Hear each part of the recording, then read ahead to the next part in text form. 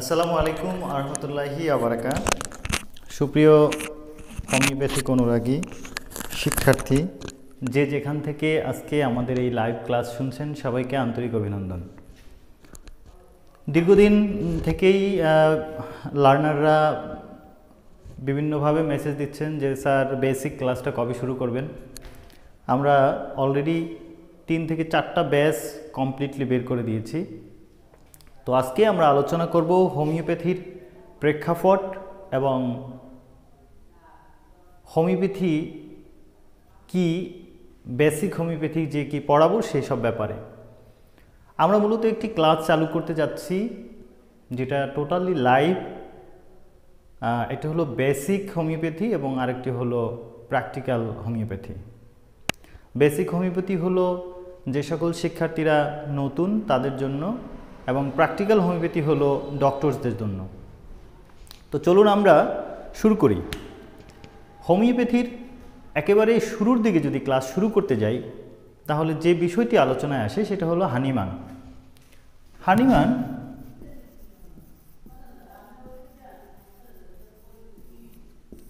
Hahnemann মূলত একজন German physician.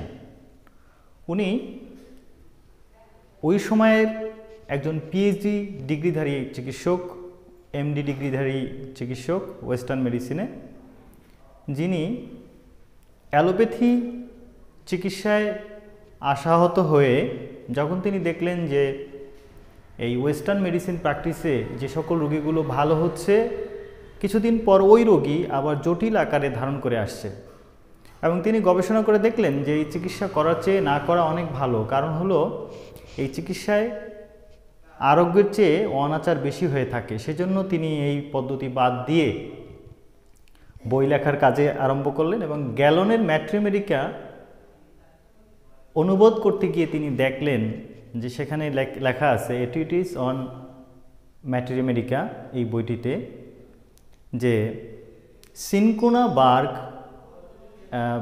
কম্পোজর সৃষ্টি করতে পারে।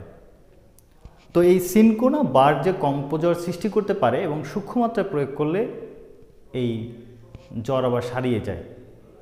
তো এখান থেকে হানিম্যানের মূলত চিন্তার উদ্ভব হয়েছে, যেমনিভাবে নিউটনের অ্যাপেল পড়া থেকে মাধ্যাকর্ষণ শক্তির উদ্ভব হয়েছে। তো চলুন আমরা প্রথমত শিখব হোমিওপ্যাথি কি। এইটা আমরা 12টি ক্লাস নেব প্রিন্সিপাল অফ হোমিওপ্যাথির উপরে। তো আমাদের ক্লাস 1 হোমিওপ্যাথি কি। Class 1, what is homeopathy?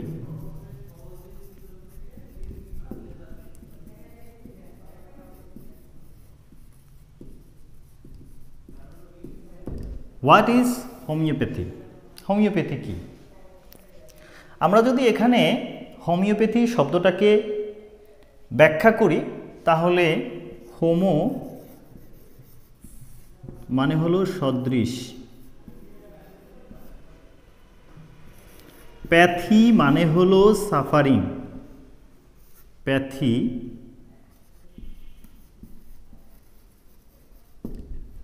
Suffering বা দুর্ভোগ, দুর্ভোগ বা কষ্ট, কষ্ট। তো এখন আমরা যদি হোমিওপ্যাথিকে ক্লিয়ারলি বুঝতে চাই, হোমিওপ্যাথি একেবারে জটিল কিছু না, একেবারে সহজ, কিন্তু এই বিষয়টা অনেক পড়াশুনো করতে হয় আপার লেভেলে যেতে। তো সদৃশ সাফারিং, সদৃশ দুর্ভোগ হলো হোমিওপ্যাথির নাম। এখন এইটা কিভাবে সদৃশ দুর্ভোগ সেটা আমাকে বুঝতে হবে। যদি আমি এটা বুঝতে পারি, তাহলে কিন্তু হোমিওপ্যাথি সম্পর্কে আমার ক্লিয়ার এবং কনসেপ্ট চলে আসবে। তো এই ক্লিয়ার কনসেপ্ট যাওয়ার জন্য আমাদের কিছু জিনিস আয়ত্তস্থ করতে হবে। তো সেজন্য আমাদের যেটি করতে হবে সেটা হলো অ্যালোপ্যাথি এবং হোমিওপ্যাথির মধ্যে একটু তফাৎ দেখতে হবে। আমরা এই ব্যাপার নিয়ে আলোচনা করব। করার আগে আমরা যেটা আলোচনা করব সেটা হলো অ্যালোপ্যাথি। অ্যালোপ্যাথিতে একজন রোগী সম্পর্কে জানবো, হোমিওপ্যাথিতে একজন রোগীও সম্পর্কে। আমরা অ্যালোপ্যাথি এবং হোমিওপ্যাথিক অ্যাবিলেশন দেখব। একজন রোগী আমাদের আসলে অ্যালোপ্যাথিতে জ্বর রাতে বৃদ্ধি, হাঁটলে শরীর ব্যথা,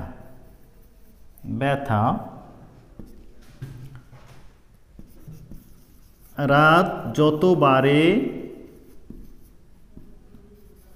জ্বর তত বাড়ে।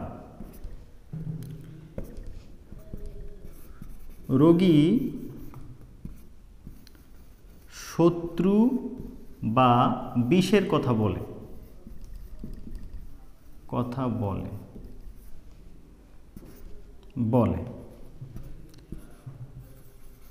শীতে কষ্ট হয়। আমার ক্লাসগুলো আমরা চাচ্ছি যে আপনাদেরকে প্র্যাকটিক্যালি দেখানোর জন্য, প্র্যাকটিক্যালি বোঝানোর জন্য, এটা শুধু থিওরির মধ্যে না। তো এখন দেখেন আমরা এই দুটো প্যাথি মুছে দিলাম, আমরা একজন রোগীকে দেখলাম। তো আমরা পরে আসছি রোগী। এই রোগীকে আমরা দুজন ডক্টরকে দেখাবো। তো ধরুন জ্বর রাতে বৃদ্ধি, হাঁটলে শরীর ব্যথা, বাত ব্যথা বেড়ে, জ্বর মানে রাত যত বাড়ে জ্বর তত বাড়ে, রোগী শত্রু বা বিষের কথা বলে, শীতে কষ্ট হয়। তো আমরা এই কথাগুলো মূলত একজন হোমিও চিকিৎসকের কথা। একজন অ্যালোপ্যাথিক চিকিৎসক শুধু উনি এখানে বিবেচনা করার মধ্যে শরীর ব্যথা এইটা নিতে পারেন এবং সাথে জ্বর, এজন্য প্রেসক্রিপশন অ্যালোপ্যাথিতে সম্ভাব্য prescription. I am not a allopathic doctor, so সম্ভাব্য প্রেসক্রিপশন হলো ট্যাব, নাপা।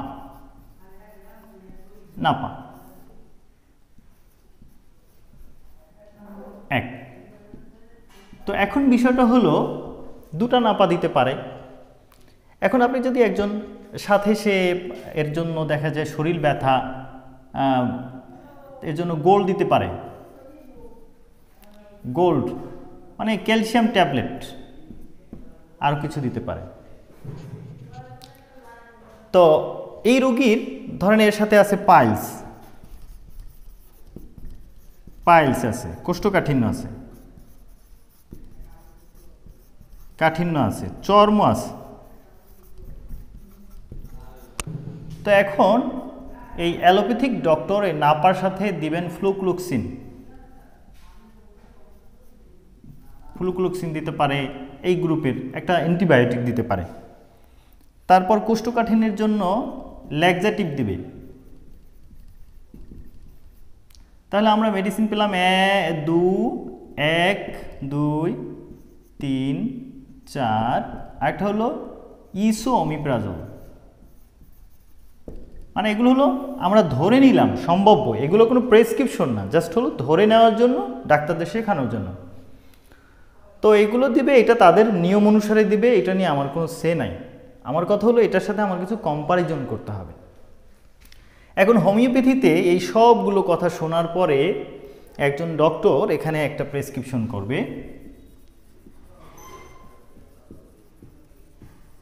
হোমিওপ্যাথিতে এক রাস্টক্স।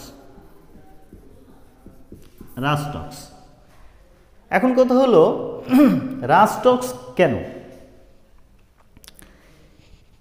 আপনারা জানেন যে হোমিওপ্যাথির যে জন্ম হয়েছে সেটা হলো সঠিকভাবে সুস্থ মানুষের উপরে মেডিসিনগুলো যথাযথভাবে পরীক্ষা করার মাধ্যমে। আমরা যদি দেখি রাস্টক্স মেডিসিনটা যখন পরীক্ষা করা হয়েছিল একজন সুস্থ মানব দেখে, তখন এই রাস্টক্সের যে লক্ষণগুলো রয়েছে সেই লক্ষণগুলোর মধ্যে আমরা দেখি যে রোগী রাত যত বাড়ে তার সমস্যা তত বাড়ে। জ্বর না, রোগী মনে করে যে আমার অনেক শত্রু আছে, কেউ আমাকে বিষ খাওয়াইলো পানির গ্লাস চেক করে, এবং শীতে কষ্ট হয়, পাইলস থাকতে পারে, কোষ্ঠকাঠিন্য থাকতে পারে, চর্মরোগ থাকতে পারে, চর্মরোগে ব্যথা। তো এই সবগুলো লক্ষণ এই রাস্টক্সের মধ্যে আছে। তাহলে এই যে রোগীর যে লক্ষণ, এই রোগীর লক্ষণের সাথে ওষুধের লক্ষণকে মিলিয়ে যে চিকিৎসা করা হয় সেটাই হলো হোমিওপ্যাথি। অর্থাৎ রোগীর যে লক্ষণগুলো রয়েছে সেই লক্ষণগুলো আমি ওষুধের লক্ষণের সাথে মিলাবো, মিলানোর পরে যেই ট্রিটমেন্টটা করা হবে সেটাই হলো হোমিওপ্যাথি। এটাকে প্রিন্সিপাল অফ হোমিওপ্যাথির প্রথম সূত্র সিমিলিয়া সিমিলেবাস কিউরেন্টারও বলতে পারি। তো আমরা কি পেলাম যে বিসদৃশ চিকিৎসা এবং সদৃশ চিকিৎসার মধ্যে একটা তফাৎ দেখলাম, যে বিসদৃশ চিকিৎসায় শুধু জ্বর প্রত্যেকটা সিমটমের অ্যাগেনস্টে এক একটা মেডিসিন দেওয়ার অনুমতি আছে, কিন্তু হোমিওপ্যাথিতে এক একটা লক্ষণের বিপরীতে এক একটা মেডিসিন দেওয়ার অনুমতি নেই। কারণ অর্গান অফ মেডিসিন অনুযায়ী একটিমাত্র ওষুধ প্রেসক্রিপশন করতে হবে। হ্যাঁ, রোগীর আবার এখন কোশ্চেন করতে পারেন যে গেলে তো ডক্টররা অনেকগুলো মেডিসিন দেয়।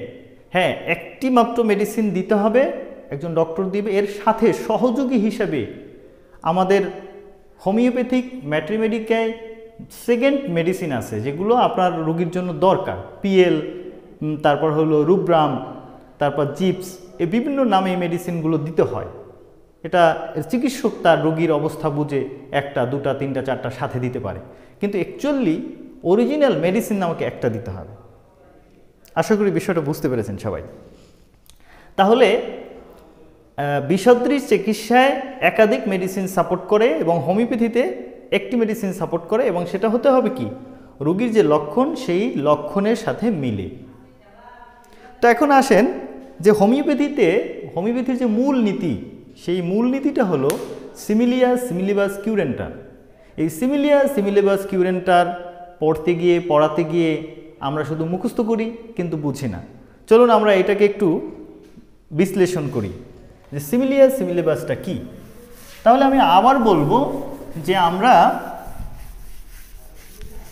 হোমিওপ্যাথি মানে বুঝলাম যে সদৃশ্য রোগীর সদৃশ্য লক্ষণ অনুযায়ী মেডিসিনের সদৃশ্য লক্ষণ অনুযায়ী যে ওষুধ প্রেসক্রিপশন করা হয় সেটা হলো হোমিওপ্যাথি। তো এখন আসেন হোমিওপ্যাথির প্রথম সূত্র, সেটা হলো সিমিলিয়া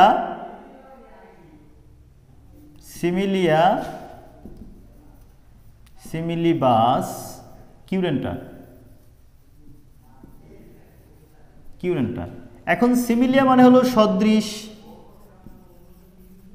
সিমিলিবাস সদৃশ, কিউরেন্টার চিকিৎসা। তো এখানে এই সদৃশ মানে হলো কি, যদি রোগী ধরেন রোগীর লক্ষণ সদৃশ কি ঔষধের লক্ষণ।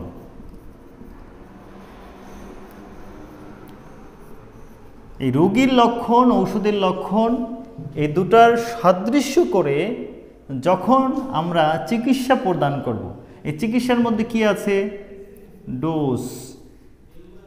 ডোজ আছে,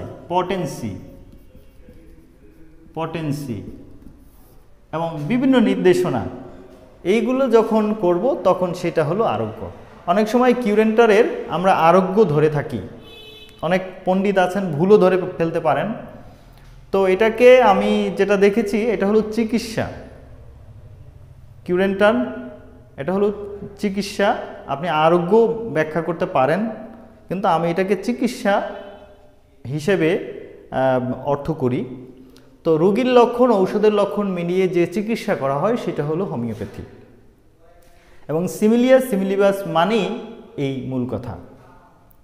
তো এখন এই যে রোগীর লক্ষণ ঔষধের লক্ষণ মিলিয়ে আমরা ট্রিটমেন্ট করি, এই ট্রিটমেন্টটা কাজ করে কিভাবে, সেটা হলো আমাদের রোগীর বডিতে একটা ডিফেন্স আছে, ঔষধের লক্ষণেও একটা ক্রিয়া আছে, অ্যাকশন। এখন আমরা যখন রোগাক্রান্ত হই, যেই লক্ষণগুলো দেখা দেয়, এই লক্ষণগুলো মূলত একটা অ্যাকশন। আমার বডিতে যখন কোনো বহিরাক্রমণ হয় কিংবা ইন্টারনাল কোনো অদৃশ্য শক্তির আক্রমণ হয়, তখন আমাদের বডিতে একটা রেসপন্স তৈরি করে। যেমন আমরা যদি কোথাও ব্যথা পাই, সেখানে ইনফ্লামেশন হয়, মানে এই ব্যথাটা দিয়ে বোঝায় যে তোমার এই জায়গাটা ইনজুরি হয়েছে এবং এই জায়গাটা রিপেয়ার করতে হবে। তো বডি রিপেয়ারের কাজ করতে শুরু করে দেয় এবং আমরা বাহ্যিকভাবে যদি কোনো ওষুধ প্রয়োগ করি, এবারটা ত্বরান্বিত হয়। ঠিক তেমনিভাবে এই মেডিসিনের কাজ হলো বডিকে রেসপন্সকে ত্বরান্বিত করা, এবং এই জন্য হোমিওপ্যাথিকে বলা হয় ন্যাচারাল কিওর বলা হয়। তো আজকে আমরা এই পর্যন্ত রইল, এবং আপনাদের এই ক্লাসগুলো কেমন লাগে কমেন্ট করবেন, এবং আমরা বেসিকের উপরে এই ক্লাসগুলো চালিয়ে যাব, একেবারে টোটাল বেসিক। তারপরে আমরা চালাবো প্র্যাকটিক্যাল হোমিওপ্যাথির উপরে, কেস টেকিং, অন্য ক্লাসগুলো চালাবো। তো অবশ্যই ভালো লাগলে কমেন্ট করবেন এবং অন্যদের দেখার জন্য শেয়ার করে দিবেন। তো আজকে এই পর্যন্তই রইল, আপনাদের পরামর্শের অপেক্ষায়। সবাই ভালো থাকবেন। আসসালামু আলাইকুম ওয়া রাহমাতুল্লাহি।